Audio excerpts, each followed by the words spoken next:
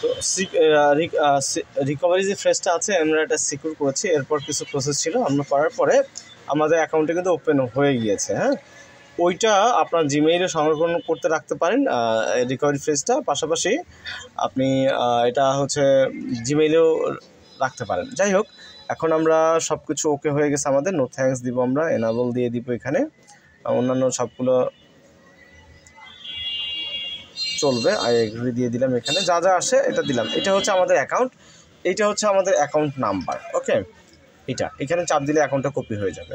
তো যখন আপনার রিকভারি সব কিছু ওকে হয়ে যাবে, ঠিক আছে, যদি কোনো কারণে আপনি যদি কী বলে এটাকে রিকভারি ফেজটা সঠিকভাবে না সংরক্ষণ করে রাখেন বা কোনো কারণে মিসিং হয়, তাহলে কিন্তু আপনার এই অ্যাকাউন্টটা থাকবে না। অথবা অ্যাকাউন্ট খোলার সময় অসাবধানতাবশত আপনি যদি ইয়েতে ক্লিক করেন, যে নট নাওয়ে ক্লিক করেন, কথার কথা যে আপনি রিকভারি ফেজটা সংরক্ষণ করেন নাই, এখানে না করাতে আপনি চাপ দিয়েছেন, সেক্ষেত্রে আপনাকে প্রোটেক্ট ওয়ালেটে আসবে, এরকম একটা রিমাইন্ডার মাঝে মাঝে আসবে, এটাতে আপনি ক্লিক করে প্রোটেক্ট করতে পারেন। ঠিক আছে, ওকে। যাই হোক, আপনার অ্যাকাউন্টটা কমপ্লিট হয়ে গেলে এতটুকুই কাজ। এখন এই অ্যাড্রেসটাই আপনি হচ্ছে আপনার সাতোশি অ্যাপে বাইন্ডিং করতে হবে, এই অ্যাড্রেসটা ওখানে দিয়ে বাইন্ডিং করতে হবে। ধন্যবাদ, ভালো থাকবেন, আসসালামু আলাইকুম।